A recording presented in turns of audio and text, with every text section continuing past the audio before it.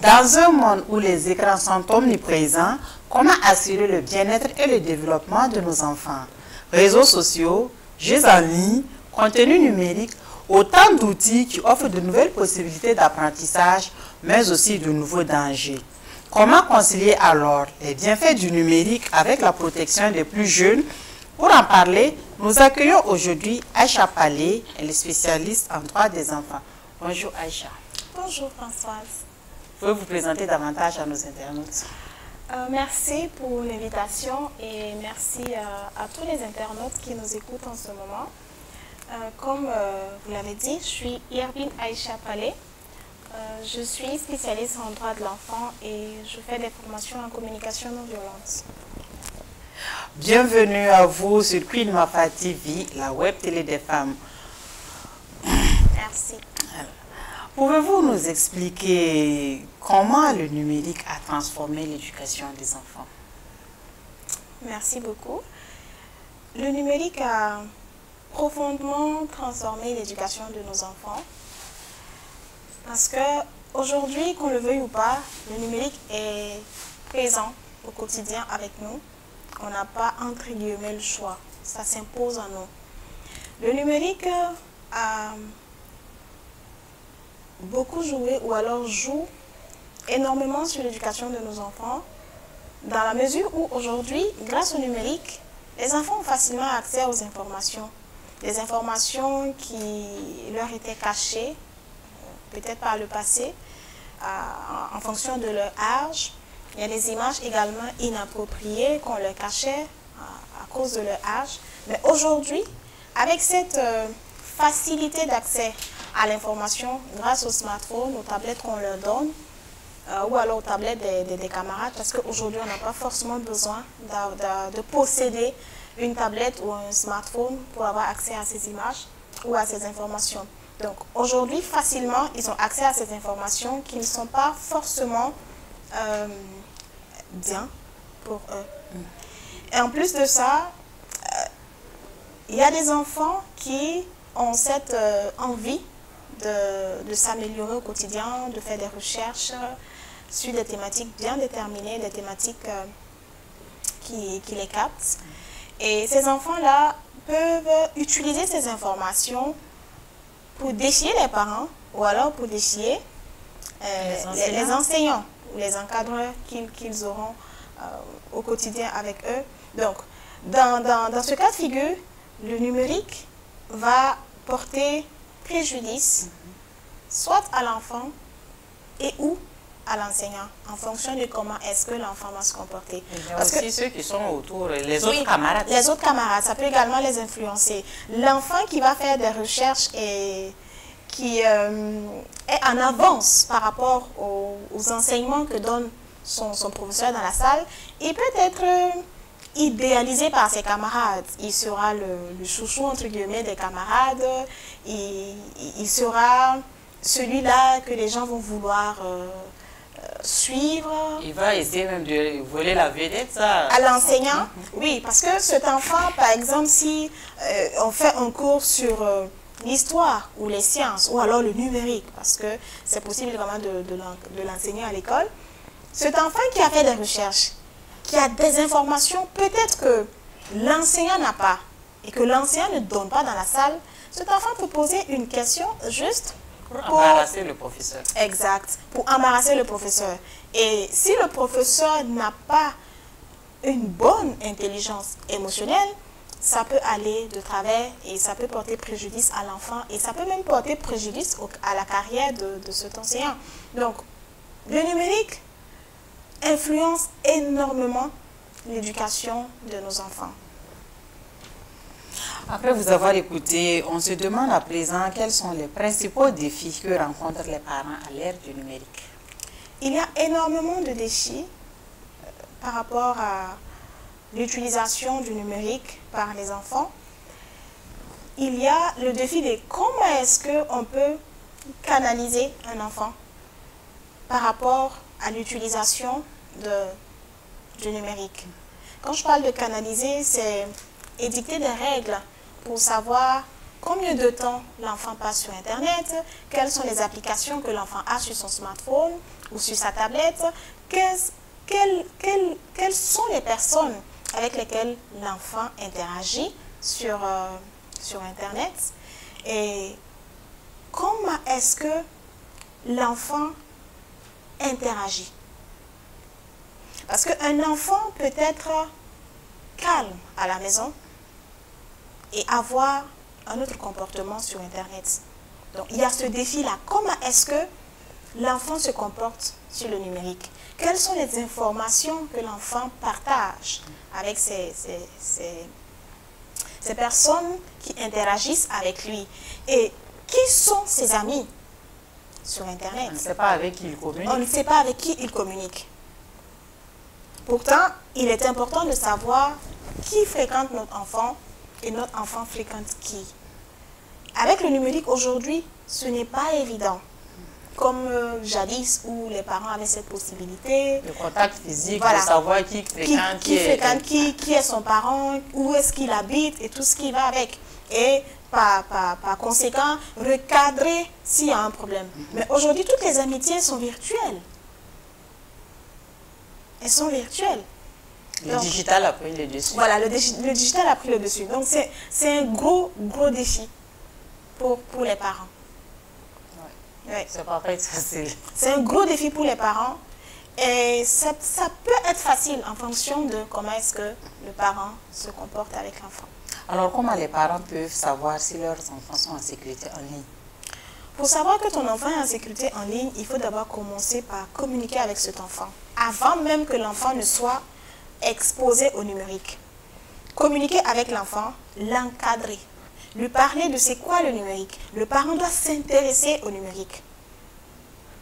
Il doit communiquer avec l'enfant, mais une communication claire, une communication non violente, une communication ouverte.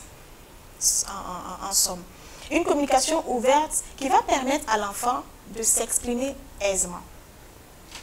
De s'exprimer aisément sans avoir peur d'être réprimandé par le parent qui est en face ou alors par le tuteur qui est en face. Et cela va faciliter la communication de ce que l'enfant fait sur Internet. Pour dire que si un parent communique avec son enfant, il saura exactement les activités que mène l'enfant sur Internet parce que l'enfant aura cette facilité de venir lui parler de ce qu'il a fait au cours de la journée, des personnes avec lesquelles il a échangé, de par exemple les applications qu'il a installées sur son smartphone ou sur sa tablette. Donc, c'est aux parents d'établir une communication saine, une communication qui ne repousse pas l'enfant, mais qui fait venir l'enfant vers eux. Et en plus de ça, le parent peut, avec l'enfant, paramétrer la partie paramètres et confidentialité, de sorte que l'enfant ait un smartphone qui est protégé. Et le parent doit également encadrer l'enfant de sorte que si l'enfant remarque une attitude qui n'est pas saine, qu'il puisse venir tout de suite dénoncer. Qu'il puisse en parler aux parents et le parent saura quoi faire. Et le parent doit également enseigner à l'enfant qu'il ne doit pas partager les informations personnelles sur le numérique. Donc, si tu encadres l'enfant de la sorte, avant de l'exposer au numérique, tu sauras que l'enfant est en sécurité. Parce que tu sais qu'il y a cette confiance entre l'enfant et toi. L'enfant peut venir à tout moment vers toi en cas de besoin.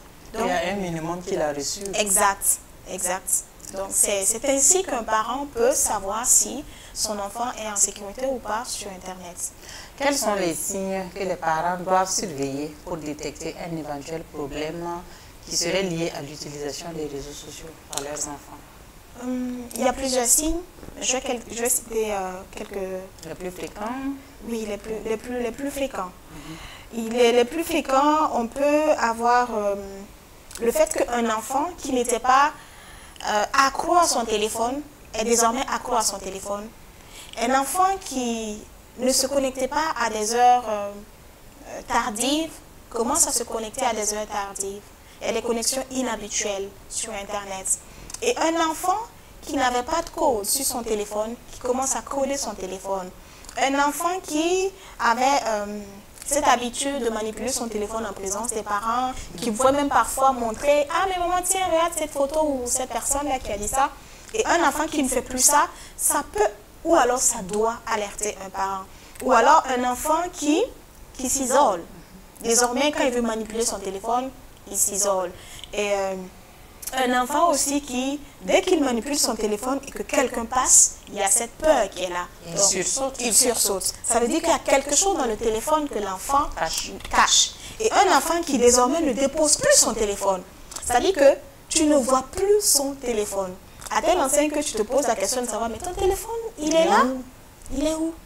Voilà. Donc tout ça, ça doit alerter un parent sur la sécurité des enfants sur Internet. Selon vous, l'éducation à la maison peut-elle suffire pour préparer les enfants aux dangers du numérique ou bien il est nécessaire de faire appel à des professionnels? L'éducation à la maison, je dirais que c'est l'essentiel, c'est la base.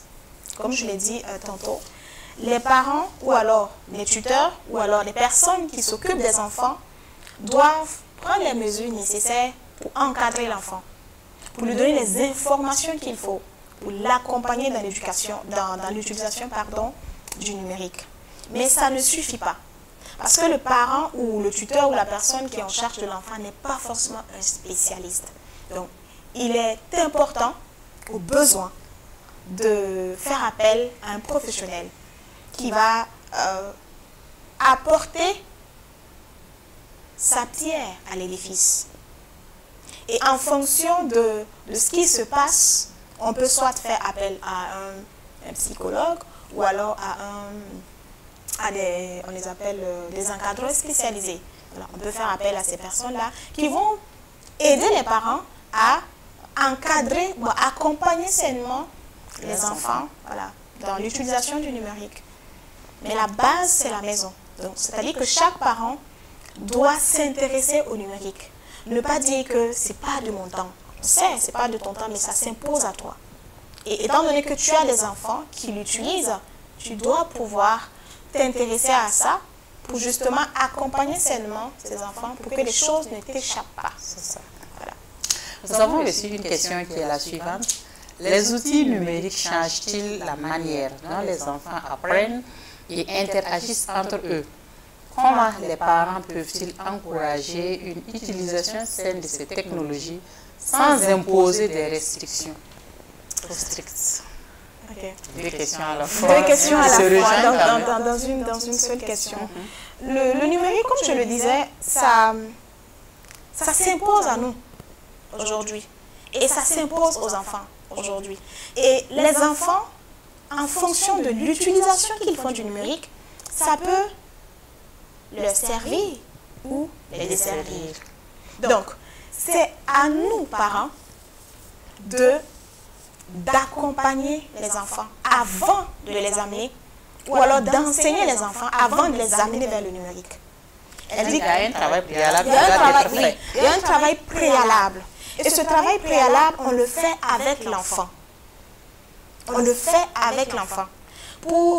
Lorsque la personne pose la question de savoir qu'est-ce que le parent peut faire de sorte à ne pas restreindre l'utilisation du numérique aux enfants, c'est édicter des règles avec l'enfant. S'asseoir, des limites. Oui, mais le faire avec l'enfant, avec la complicité de l'enfant. En ce moment, l'enfant saura qu'on l'a impliqué. L'enfant saura que ce n'est pas une imposition, mais c'est quelque chose qui a été pensé pour son bien. Pour son bien et avec lui. Parce que c'est ensemble qu'ils vont décider. Ok, je prends un exemple, un enfant qui veut aller sur Internet, par exemple. Et le parent peut dire, ok, tu as droit à Internet que les samedis. Et les samedis, tu as droit à 2 heures maximum dans la journée. Donc ça, c'est la règle, l'enfant est d'accord.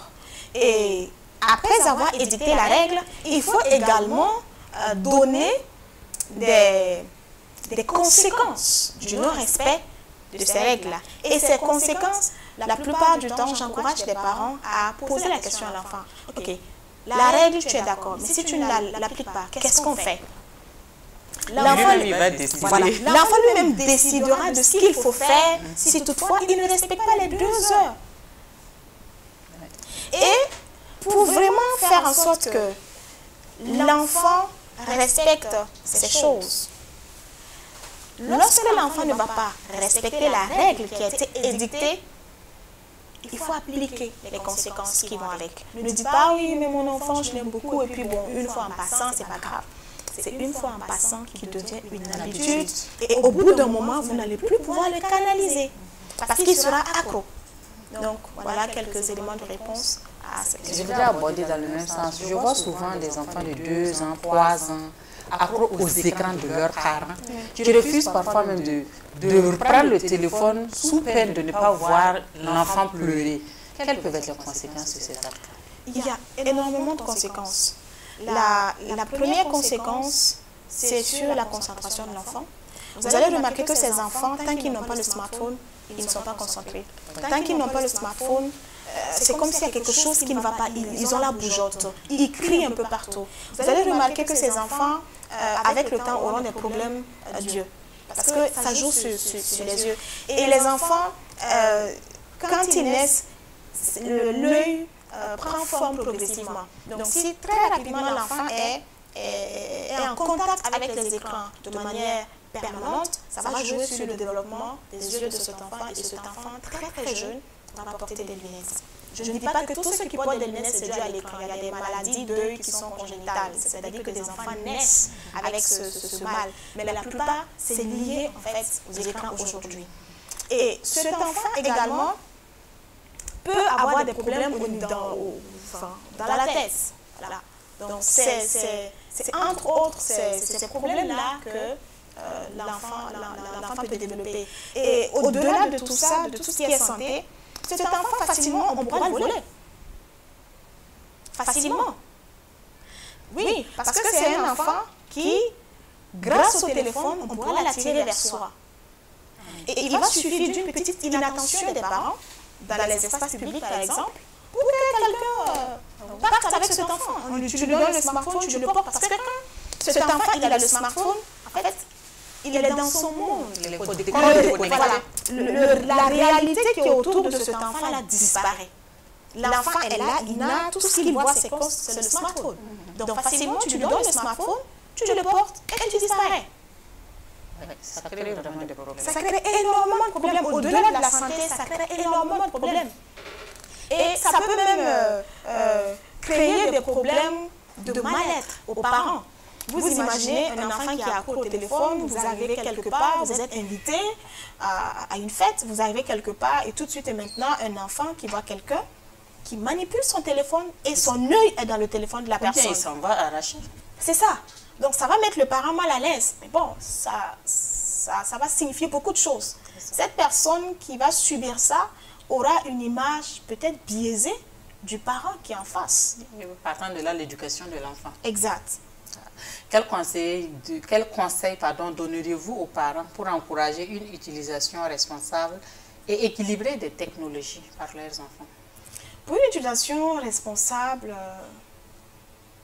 des nouvelles technologies ou du numérique, je vais encourager les parents à communiquer avec les enfants. Et la communication est toujours la communication. Et la communication qui va impliquer l'enfant. Et quand je parle de communication, c'est vraiment la communication. Ce n'est pas ce qu'on voit habituellement, c'est-à-dire un adulte qui vient, qui édicte des règles, qui les impose, entre guillemets, aux enfants. Et puis, c'est comme ça. Je parle de communiquer avec l'enfant, échanger, complicité, dialoguer avec l'enfant. C'est très important. Une communication active, de sorte que l'enfant se sente à l'aise. Et ensemble, après cette communication ou pendant cette communication, les parents et les enfants vont édicter des règles, comme je le disais tantôt.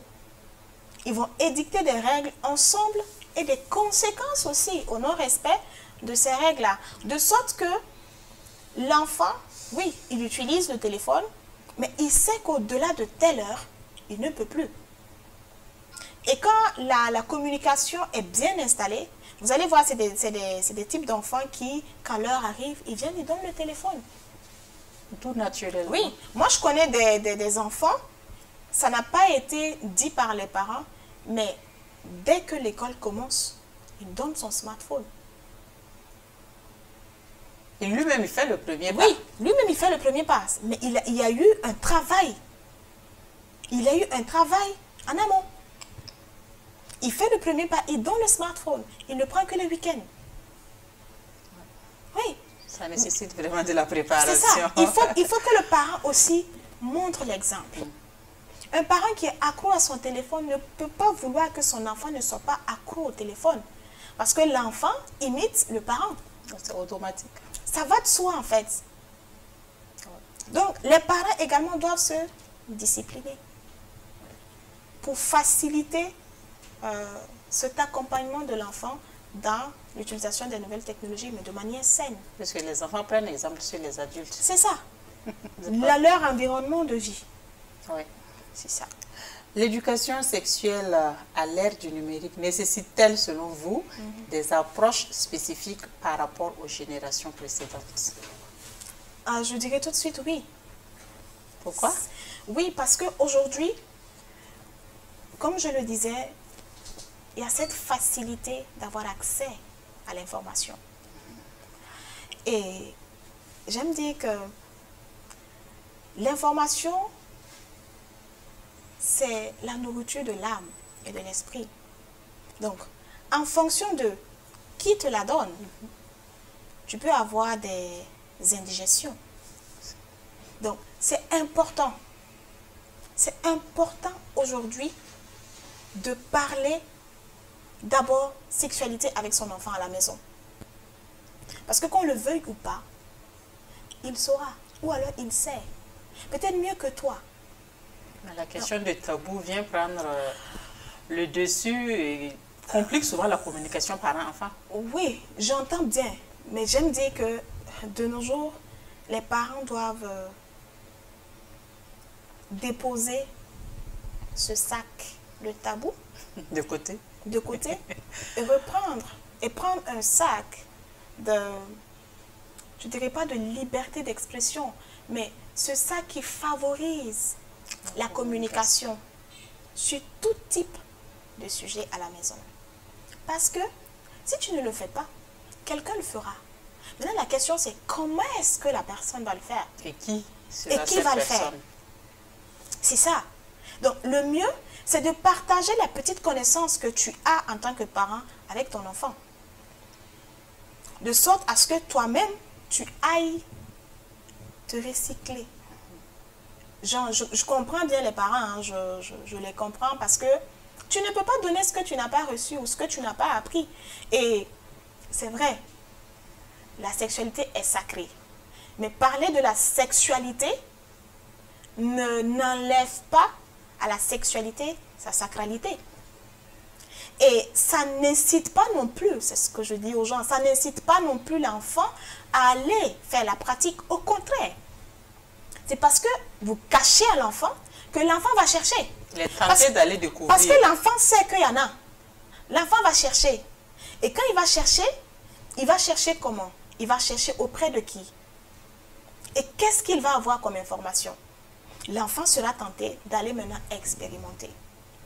Et aujourd'hui, avec le numérique, facilement l'enfant a accès à la pornographie. Il faut que tu lui en parles. C'est pas simple, hein? C'est pas simple de parler sexualité avec son enfant. Parce que tu peux mettre à l'esprit, bon, peut-être qu'il se dit, oui, c'est ce que je fais. Mais oui, c'est ce que tu fais. Oui. Tu dois lui parler avec les mots qui vont avec, en fonction de son âge. Tu choisis le mot, en fonction de son âge, tu lui expliques. Sinon, le numérique va lui expliquer et c'est pas évident que ce soit de la bonne manière. Donc, aujourd'hui, on doit revoir comment est-ce que on doit encadrer ou accompagner les enfants dans la sexualité, comment leur expliquer. Parce qu'aujourd'hui, un peu partout, on entend des projets sur les droits à la reproduction et la santé sexuelle, des RSSS. Oui, donc, que tu le veuilles ou pas, il sait, il aura les informations. Donc, c'est mieux de commencer à la maison. Ça limite les dégâts. Ça limite les dégâts. Sinon, s'il va sur YouTube, aujourd'hui, tu tapes, mais tu as tout ce que tu veux. Il y a tout, absolument. Et si tu ne l'as pas préparé, peut-être que si tu prépares psychologiquement l'enfant, l'enfant ne va même pas vouloir regarder. Ou j'aime dire qu'en fonction de la maturité de ton enfant et en fonction de ce que tu as reçu et de ce que tu veux pour ton enfant, il y a certaines choses que tu fais à la maison. C'est aussi simple que ça. Bon, je ne dirais pas que c'est simple, mais c'est des habitudes que nous devons avoir dès la maison. Parce que si tu ne le fais pas, quelqu'un d'autre le fera à ta place. Et comment, tu ne le sais pas. Oui.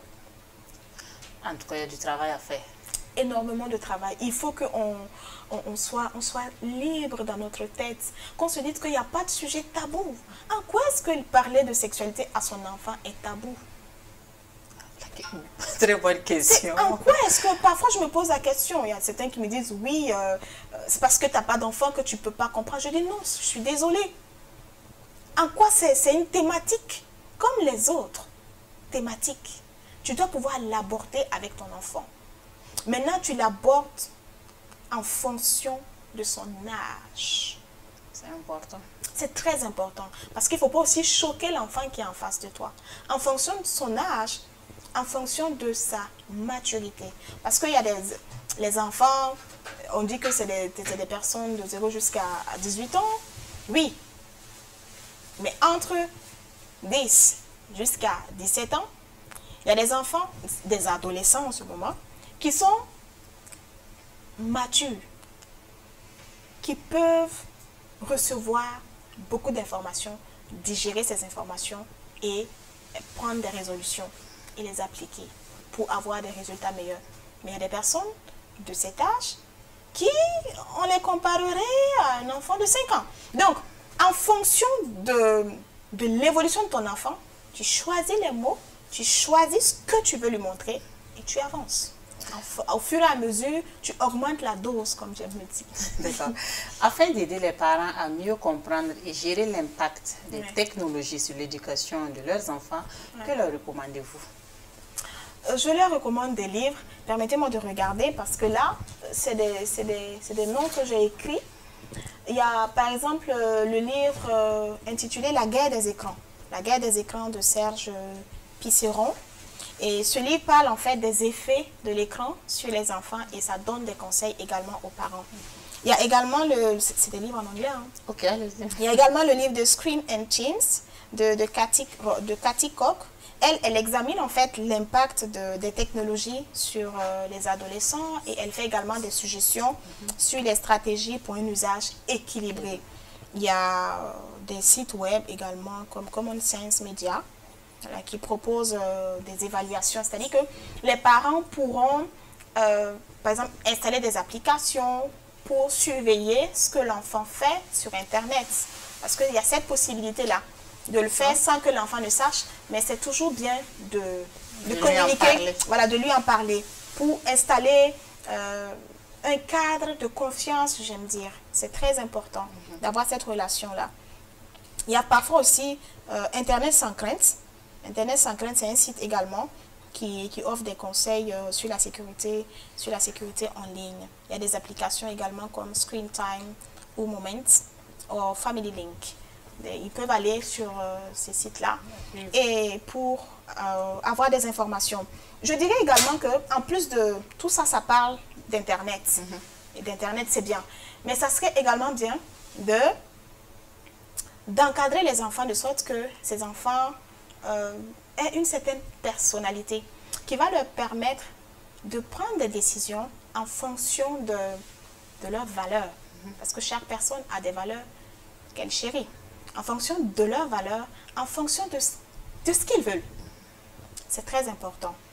Et il faudrait également que ces parents, en plus de ces livres, donnent des documents aux enfants, des livres, je veux dire, qui va permettre à ces enfants de savoir dire ce qu'ils veulent.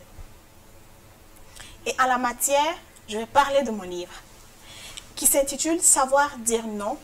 Quand et comme il faut, une puissance qui libère. Ça serait bien que chaque parent puisse donner ça à son enfant, que l'enfant le lise. Ça va permettre à l'enfant de se forger une personnalité et de savoir ce qu'il veut.